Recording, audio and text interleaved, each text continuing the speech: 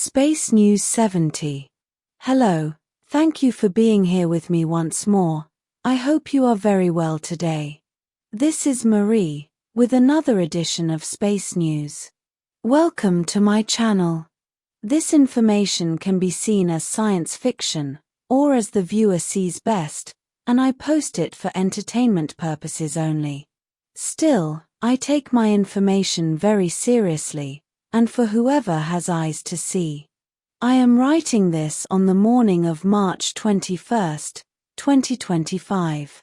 Although there is nothing new to report about the investigations around the attempt to kidnap me, the incident did leave quite an aftermath, as my top generals have started a complete roundup and background check of all the members of the Taygetan military and at all levels, but especially those who work or could be around or near me sooner or later, which is a monumental task, as you can imagine.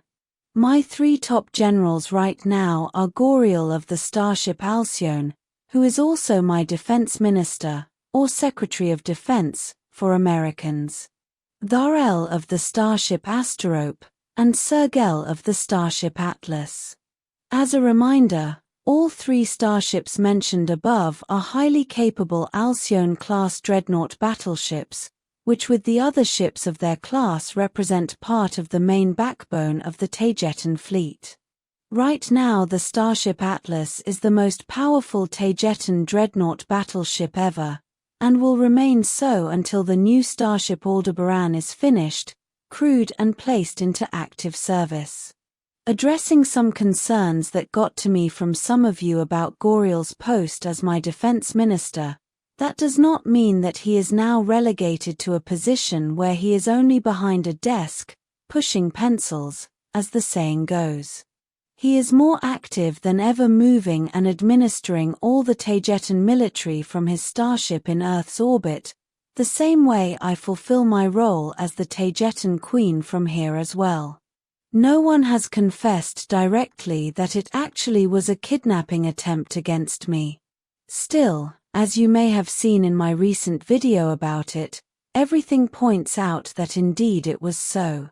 It did not proceed simply because those people somehow noticed that I was only a hologram and I was not really there, therefore they did not attempt anything else against me as it would have been futile. Therefore they simply let me go and did their best to cover what they had attempted. As I mentioned above, this incident did leave an important aftermath, especially regarding safety and security around me, because since then, all the safety protocols are now the same regardless if I am going somewhere in person, or by remote presence only. This means that the military will secure an area before I arrive, and I will do so with a large team of bodyguards mostly handpicked by me from the Taygetan Special Forces. Adding to this, I talked to the Urmah King Rua just 2 days ago about my security step-up, and we agreed that he would send 4 of his most trustworthy Urmah warriors to escort me wherever I go, regardless if I am using remote presence or I am physically there. Just minutes after I finished talking to Rua, he already had 4 volunteers who were very excited to be working with me directly, as Rua commented. I just got confirmation that they are 2 lions and 2 tigers, all male and all elite Urmah warriors and part of Rua's royal guard, which is quite numerous. It is important to say that they are especially helpful not only because they are extremely intimidating physically, who would dare mess with 4 Urmah warriors, armed and in full gear and armor, but because of their unprecedented ability to see things also from an astral perspective. Therefore they also guard the astral side of things against attacks which would otherwise be impossible to see or foresee, and they can do so even while awake, as all Urmah can. I must address another important issue CIC has detected on social media, and it is that people are suspecting of Goriel, and in that case of my top 3 generals as well, because of what looks like carelessness around my safety, this again mostly because of the recent kidnapping attempt. Goriel did not send known guards with me that night, resorting only to the ones his contacts had ready to receive me in Tema, and who were already there and not part of the highly trustworthy military units posted here in low Earth orbit as part of the crews of the 3 battleship dreadnoughts that are here, Alcyone, Asterope and Atlas. And Goriel did not send any of our best Special Forces units to escort me that night, because none of us saw that as necessary, including me, as I was only going to Tema to see the captured Earth Cabal starship using remote presence, and while using that system I am completely invulnerable, as I am not really there, as I remain physically on board my ship. Goriel did not see the need to send better escorts for me, yet this incident has now opened our eyes to the possibility that there may be more enemies, spies or crooked people infiltrated among our lines, and as I mentioned before, we are taking steps to filter them out and solve the problem. About Goriel, and Thales as well in any case, they couldn't be more loyal to me, so they are not in question or to be doubted, because if they had wanted to do something against me, like take me out, kill me, kidnap me, or so on, they would have done so by now, as they have had plenty of opportunities in the last few months, even more so when I was critically ill and I was on board his starship, the Alcyone. And all he did, and they did, was save my life, and that is their job. As I mentioned before, the hologram is of a very high resolution, making you look as if you were really there, as it is indistinguishable from how a real person looks. But the hologram does not have enough resolution so as to be able to be used to take a DNA sample from it to be used to clone someone, therefore it is a very safe system to use, and I was never in any real danger. The problem is that I was indeed never in any real physical danger, but as the experience, what you experience using remote presence technology is also indistinguishable from reality, which means that you feel as if you were there, complete with all the fright and stress as your body reacts to what you are living regardless of what your mind knows, which is that you are not really there and no harm can come to you. This means that you may suffer from psychological damage because of the traumatic experience.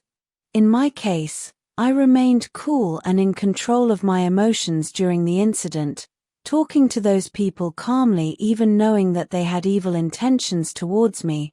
I finished the interaction with them in a diplomatic way, and as best as possible, even knowing that had I gone there in person I would have been in grave danger.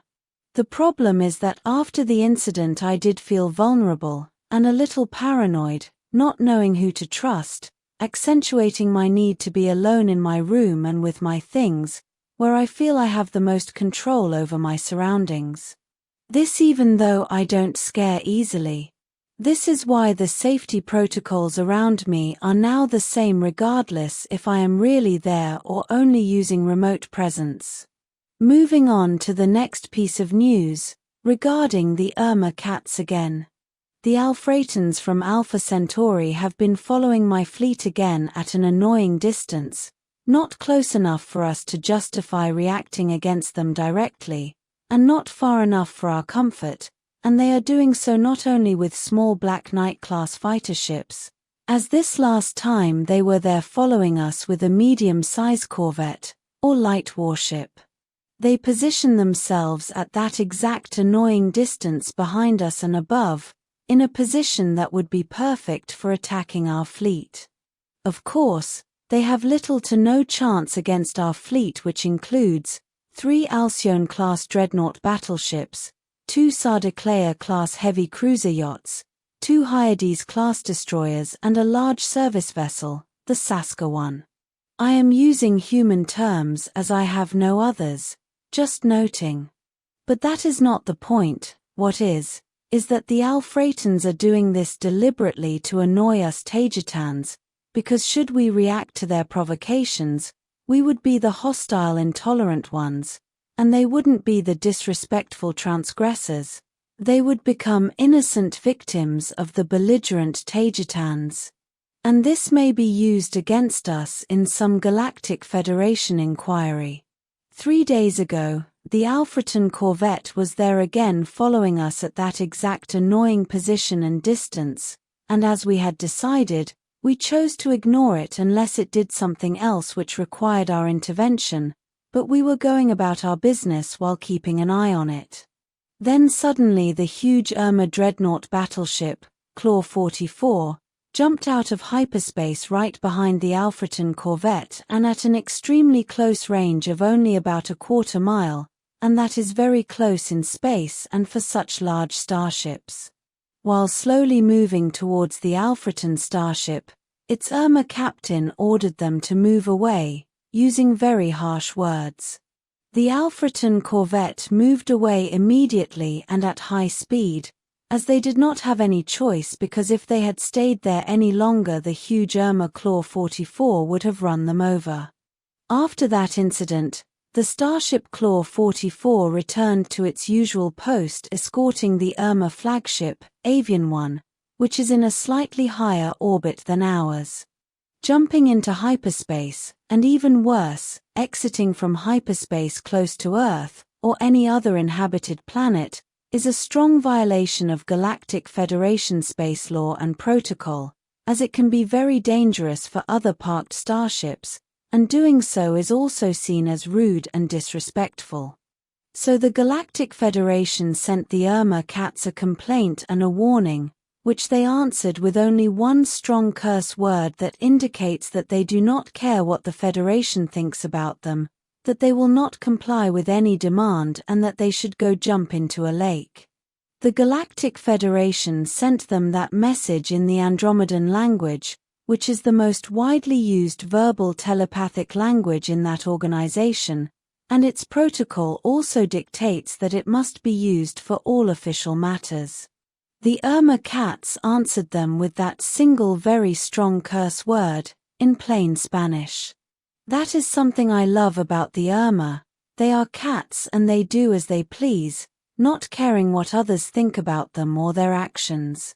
Even the Galactic Federation know this, and has no other option but to adapt to the cats as the cats will not adapt to them. The Alfretons haven't placed their corvette in that annoying position and distance since, but knowing them, they will again, but I thought that I should share that with you. As things are going and as things are showing, we are concluding that the Alphrata Centaurs are some kind of complete puppet government and society of the cabal on Earth which completely controls them from under the table. That is what the facts are showing. We have also noticed that they have placed some kind of false government in place to pose as an advanced holistic society which supposedly uses a step council social and political structure, to be accepted by other Galactic Federation members who belong to truly advanced star cultures, all this as a means to further dark agendas. From what we have also seen, it is highly probable that representatives of that false holistic Alfreton society are ignorant of this fact and may be honest good people doing their best. About the Galactic Federation, we all know it is completely involved with all this and more, but things there are even more complex. As usual, things tend to be very complicated, and as you can see, the real structure of societies in space is complex and hard to understand for the average human on Earth who is completely ignorant of these sorts of things. Moving to other things, there is still no more new data about the mysterious black boxes that were forcefully removed from a civilian Alfreton spacecraft a few weeks ago, but I will keep you informed. The former Queen Alanim Alexandra is expected to exit her medical pod sometime between the 1st and the 10th of April, this year. I will also keep you informed. This will be all for today. As always, thank you for watching my video, and for liking, sharing, and subscribing for more. It helps this channel grow a lot. And I hope to see you here next time. With much love and appreciation, your friend, Marie.